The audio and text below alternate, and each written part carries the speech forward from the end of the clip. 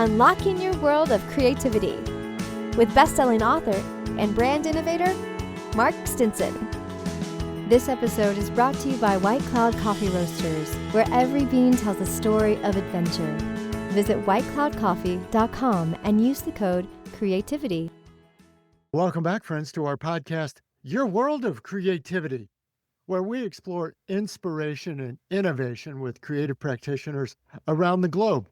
I'm Mark Stinson, and today we're diving into a topic at the intersection of design and sustainability and creativity. Well, I'm so glad to have as my guest, Kennon. Kevin, welcome to the show. Thank you, Mark. Pleasure to be here. Kennon is an internationally recognized architect with over 40 years experience, but now he's, what could I say, pivoting. He's moving into a new area with a company Beyond Zero. It's really a visionary firm. It's developing zero carbon emission luxury wilderness resorts.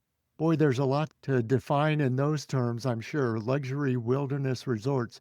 But they're in remote locations. He's building from a portfolio of architecture with museums and retail stores and worldwide headquarters of many kinds. Kevin, let's start back at the beginning and what sparked your passion for this design architecture and how it's shaping what you're working on now in sustainability and that kind of side of the creative process.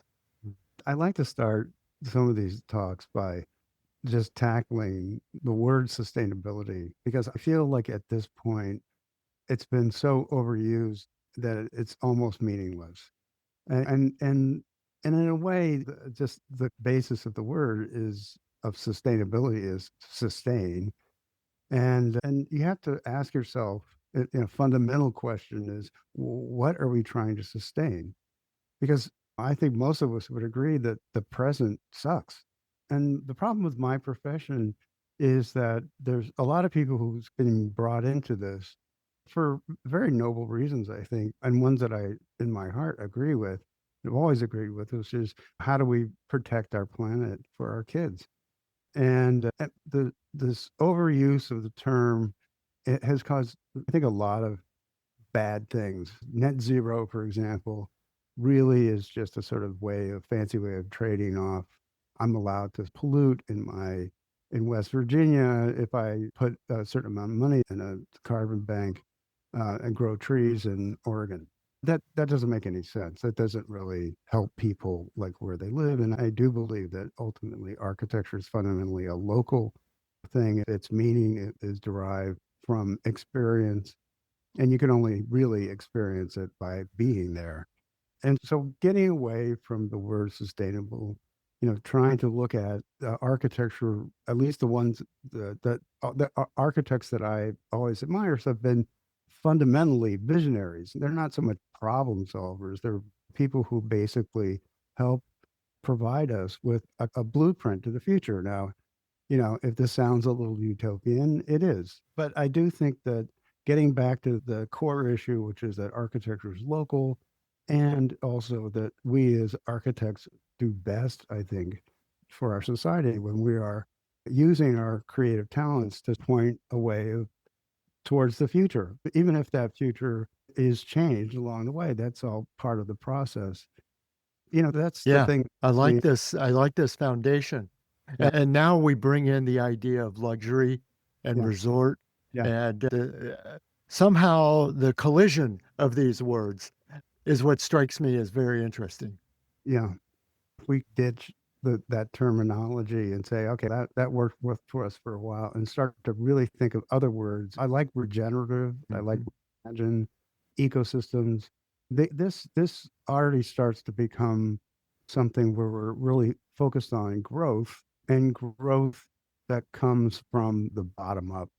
And I understand that some of my philosophy sounds contradictory with the idea of luxury, but unfortunately, that is the world that we live in, and architecture has always been a luxury kind of proposition. But I think there's a new way to conceive of this, and I'll just tell you a quick story about what led me to this idea in the first place. Just a short couple sentences about me. I've had a very long career, very successful career, doing what I would say, generally complex building projects. They range, as you mentioned, from museums to skyscrapers, to people's apartments, to bathrooms, so run the gamut. And so I occasionally get called in to do sort of strategy sessions, usually by management consultants, McKinsey and BCG, places like that. And I was called in to do one in Saudi Arabia. There's a lot of activity in Saudi Arabia, as I think most of us are aware of. And this was a beautiful part of Saudi Arabia, northwest Saudi Arabia, mostly barren, but consists of these sort of mesas. It's not unlike northern Arizona or Utah, southern Utah, where you have these sort of plateaus of beautiful rock formations. And they had a giant one of these in this place called Al Ula, and they were going to build a 500 unit hotel and resort. And when you actually started to mass that out and really look at it, it was just monstrous. There's no way of hiding that, disguising how big it was. And so I guess I had either the stupidity or temerity or whatever of telling the client that what they were doing was far too big and was going to essentially destroy the natural beauty of the site. They weren't too keen on that, so they fired me from that position. It got me really thinking about, because the thing I liked about it wasn't a very remote part of this. It was a place that was almost impossible to build. And I said, I think would be a great experience for people if you could do that. Think of almost like an Amman resort, but in really more extreme environments, like places in Idaho. Locate them not far from, say, ski resorts or other places where people like to go, but still you purchase enough property, like 1,000 acres, and really make the building very compact. When I was growing up, we lived for a while in South America, and there's this fantastic, we're in Chile, and there's a fantastic ski resort in Chile called Portillo. And it used to be this very compact, almost like a Swiss hotel in the middle of nowhere. So it was way above the tree line. So it's very like skiing in the Alps almost. And that was really cool because what happened is that people really got to know each other, very social sort of experience. So I want to combine that idea and with the trends these days of especially younger people who like to travel together in groups, to be together, and who have especially if they have the wealth to do that, and put them in these extreme environments, safe environments. I like to call it Amman meets Ice Station Zebra. That's right. Obviously, it's a lot more friendly than that and open and safe. And then to really design these in a very compact way so that everything is there, almost like you might find on a ship or a boat. You have everything there and close enough to hospitals and airports and things like that. Yes. But still something where we come in and build very light footprints to this and then connect everything with elevated walkways and all the amenities and things like that. And you're describing some aesthetic excellence and a service experience excellence, balanced with environmental responsibility. That's got to bring its own key challenges, right? Especially now, let's add the challenge of it's remote, it's wilderness. It's, as you say, in the middle of nowhere, above the tree line, wherever it is, in the mountains and so forth. How do you approach this balance in the creative planning?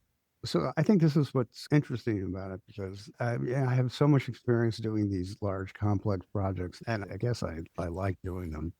But I'm a design architect, so I'm usually the point of the spear in a project, but I like to go all the way through the process, really pay attention to detail. So I have a background in development as well. And the opportunity here, all those are challenges. Those are all problems that you have. But the fantastic thing is so much innovation in green technology now that you can combine a number of these startups, enterprises, and showcase them, right? And so essentially turn it into a sort of living laboratory of how you create energy to propel a place like this. So it operates at a very high level. At the same time, you're continuing to plug in new technology to make it work. And obviously there's backup tech stuff that you might have, but advances in hydrogen and geothermal and solar, wind, what have you, but carbon capture. And then this is also a place we like to think of people can bring in their prototypes, and we installed it in this, and that's part of the essentially feature and also part of the revenue stream Yes. that's unique to this proposition. And you're talking about a lot of collaboration.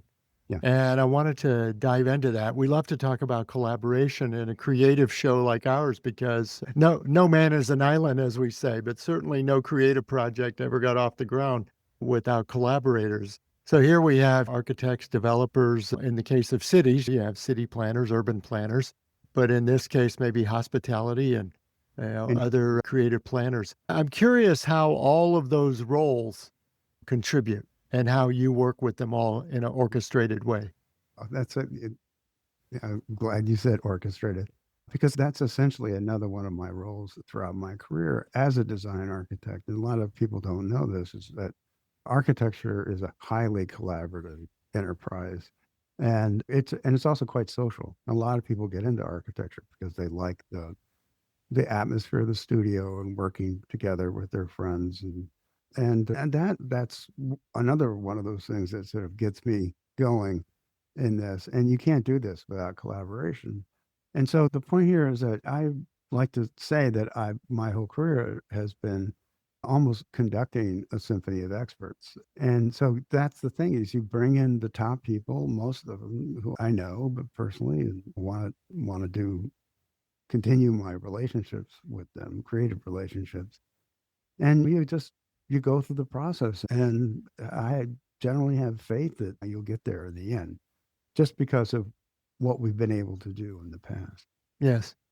And I love to try to connect the dots with a few other concepts from guests I've had previously. And I remember speaking with an architect in Oslo, Norway, Johanna Salima, who was really talking about how good design can make cities and neighborhoods more livable, and Right. that livability had real social impact. And another guest, Dr. Esther Sternberg, was literally taking it the next step, calling it, her book was Well at Work, and how architecture and design Yeah. literally will impact our physical and mental well-being.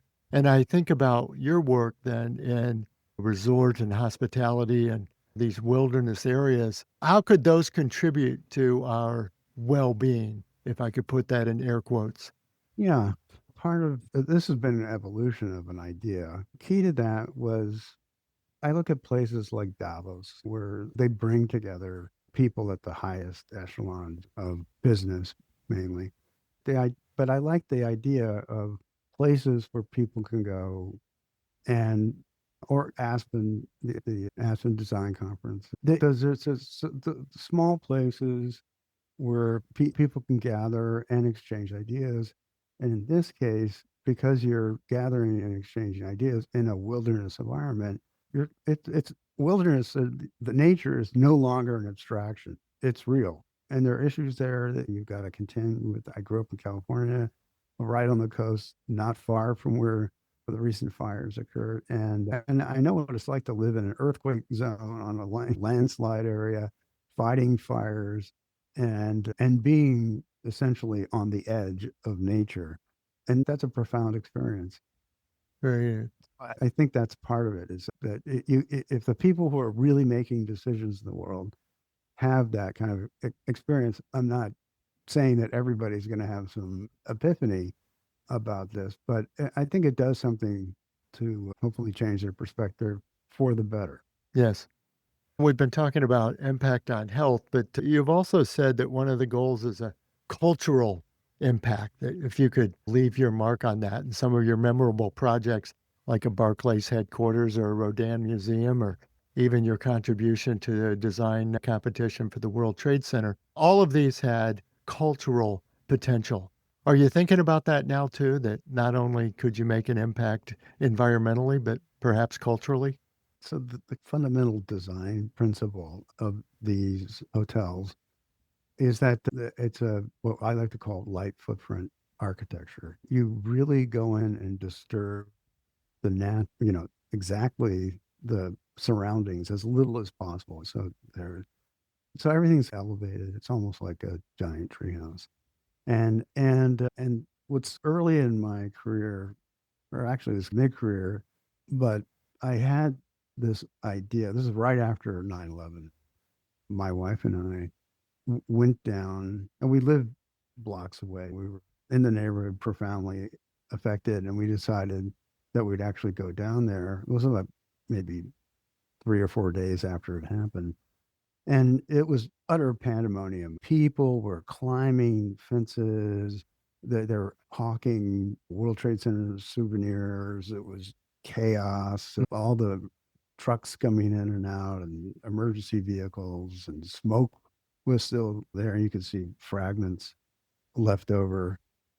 And so I thought there's got to be a more dignified way for people to come to grid. That was going to happen. People were going to go down there. They were going to try to make sense of something that was virtually incomprehensible. But there was a dignified way to do that. I got in with some friends of mine, was talking about collaboration, and we developed this temporary viewing platform at Ground Zero, which is still one of my favorite projects. And it was done very simply. It was all done of wood and plywood, New York scaffolding, and cobbled together and quickly. But the best thing about it was that it was sited right next to the chapel that was adjacent to the World Trade Center, St. Paul's Chapel. And behind that were a cemetery, small cemetery, with 400-foot tall sycamores that were left intact. And the chapel wasn't hurt in any way. There was no debris. The cemetery was there. So by locating this and then elevating the design, so you actually kind of went up a ramp to get up about 25 feet. So you could look down at this. But the thing that I didn't anticipate was how peaceful it was. That the second that you got up, and then all you heard, you didn't hear any sounds. You just heard the rustling through the trees nearby, and obviously it was an extraordinarily profound experience. And there's something about that is at the heart of this project. Yes, indeed. We've been talking about some contributions, but now let's periscope ahead if we could. We're already on the leading edge of a lot of these ideas, but are there any emerging, I'll say, materials or technologies or maybe design philosophies that you're really seeing that you're excited about when it comes to contributing to your projects? I think AI is absolutely a game changer for my profession. And I'll get back to what's happened in architecture over the past, 20, 25 years, is that a lot of architects have been successful by being experts in very narrow areas. Expert in hospitals, an expert in green technology, and this. And as I said, I think we've gotten farther away from being visionaries. And I have a liberal arts background. I was an English major, and I've done lots of different projects. So I've always tried to present myself as a generalist.